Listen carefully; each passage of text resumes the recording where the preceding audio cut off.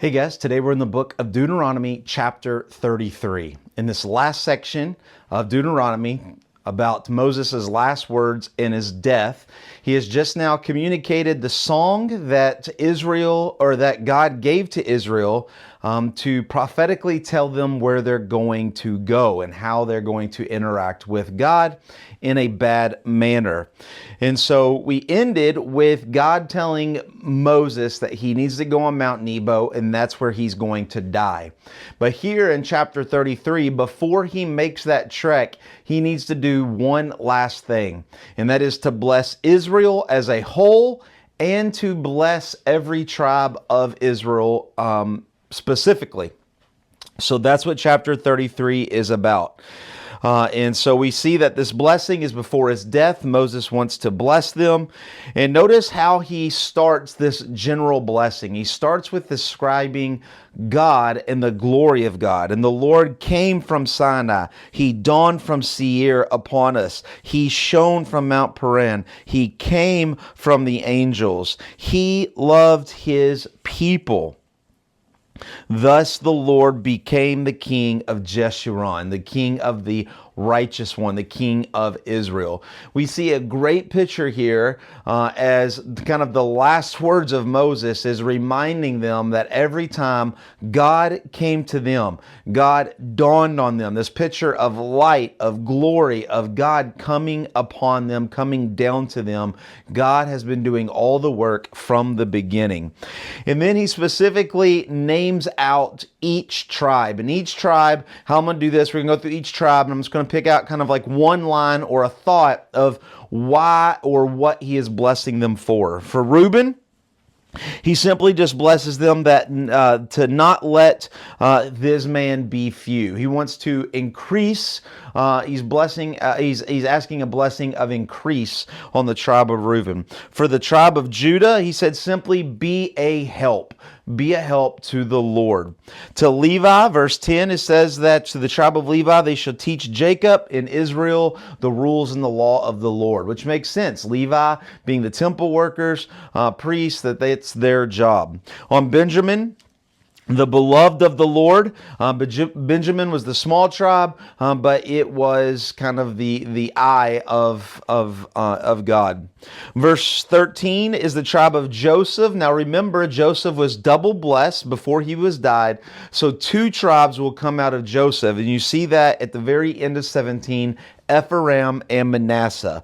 But for both those tribes, Manasseh and Ephraim, or together the tribe of Joseph, he asked that their land would be blessed, right? Because they're double, they get more, that their land would be blessed. Verse 18 and 19, this is a blessing to two tribes together, Zebulun and Issachar, both of those tribes, and they are blessed that they're going to be drawn from the abundance of the seas. Their territory is going to be around the Sea of Galilee, so they will be kind of fishermen, sea-dwelling people. They will be a lot on boats, and so so Moses is asking for their blessing. What's interesting, think about all this is prophetic, right? Israel doesn't know where their land is going to be, but Moses does. It's all prophetic.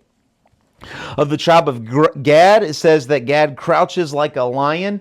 Out of Gad will become a lot of mighty warriors. A lot of David's mighty men will come out of the tribe of Gad. To the tribe of Dan, it says that he's a lion's cub and that he will leap from Bashan. He is a lion's cub, which means he is playful. He's not a lion. He's not smart. He's not astute. He will get himself in trouble. Out of Dan, the tribe of Dan will bring Israel into idol worship. And what's interesting here, it says he will leap from Bashan.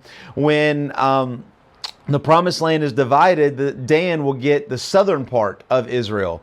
But later on, when Israel splits into two kingdoms, they leave the south and they go all the way to the north to the area of Bashan.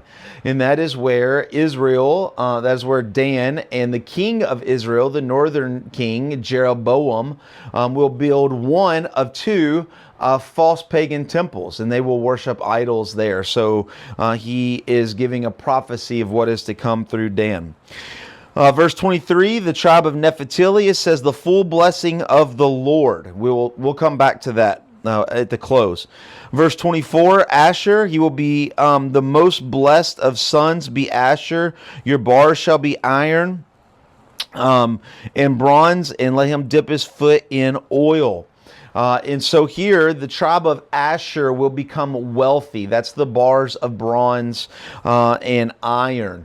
And how will they be? How will they become wealthy? Through produce, through olives, through olive gardens such as that.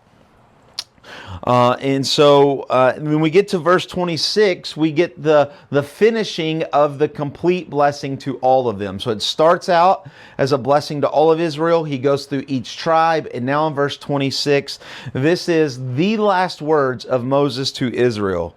And he wants to remind them that there is none like God. The eternal God is your dwelling place. He is your refuge. There is no one like him.